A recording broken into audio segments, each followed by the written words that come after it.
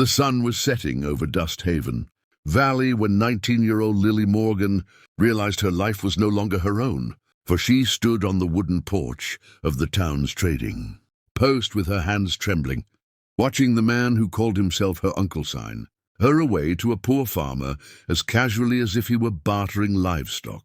And though she kept her face still, inside she was crumbling, the weight of years of mistreatment pressing on her chest like a stone. Lily had never known freedom.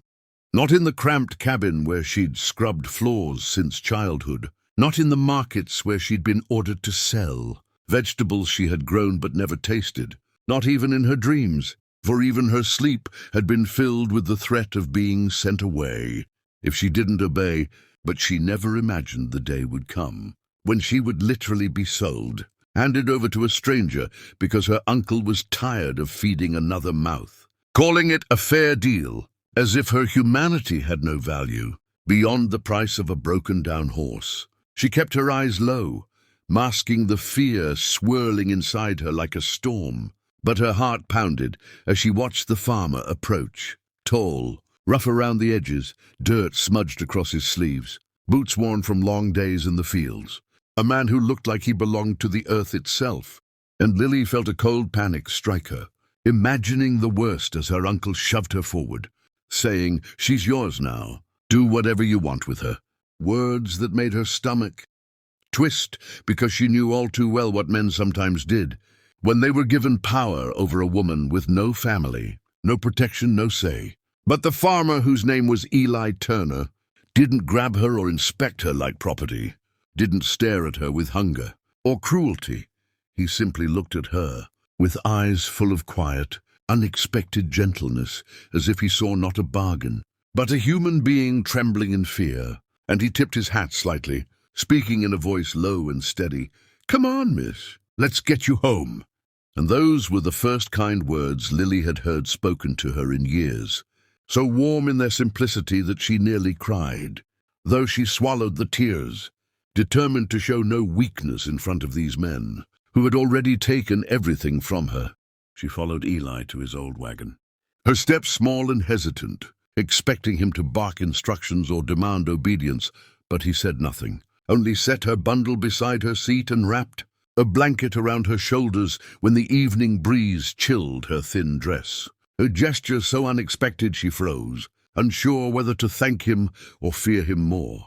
The road to his farm stretched long and lonely, winding between quiet fields and distant hills, and Lily's mind raced with every horror story she'd ever heard about young women forced into marriages against their will, especially to men who lived far from town where no one could hear screams. And she kept glancing at Eli from the corner of her eye, trying to read him, but he only focused on guiding the horses, his jaw firm, his posture calm, as if he was deep in thought about matters she couldn't begin to assume.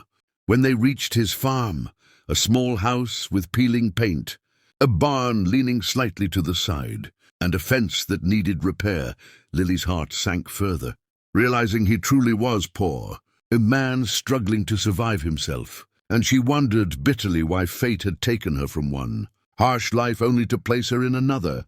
But Eli surprised her again when he helped her down from the wagon, with a respectful distance, not touching her more than necessary, and said quietly, "You must be hungry. Come inside. I'll make something warm."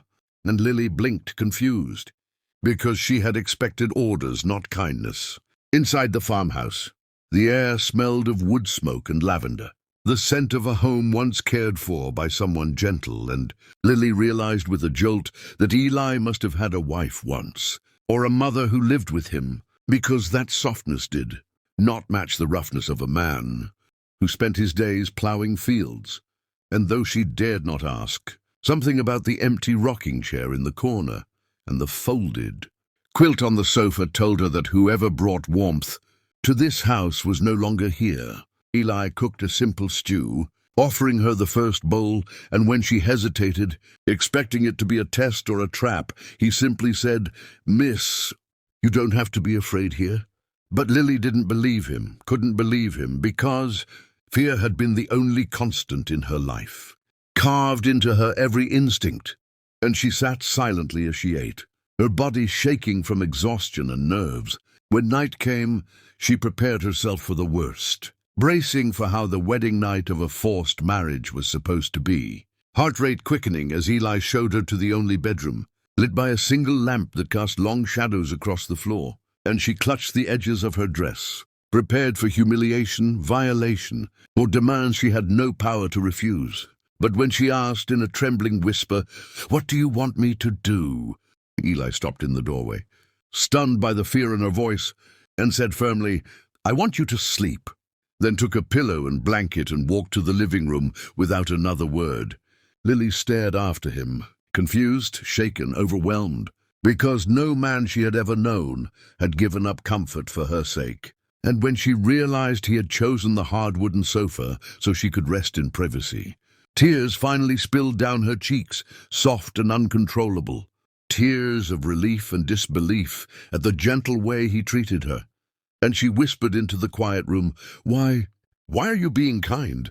But Eli didn't answer aloud. Instead, from the living room, she heard him murmur to himself, "Because she's been through enough. Because she deserves better than this world." Gave her words he never meant for her to hear, words that carved themselves into her heart like fragile hope, returning after years of darkness.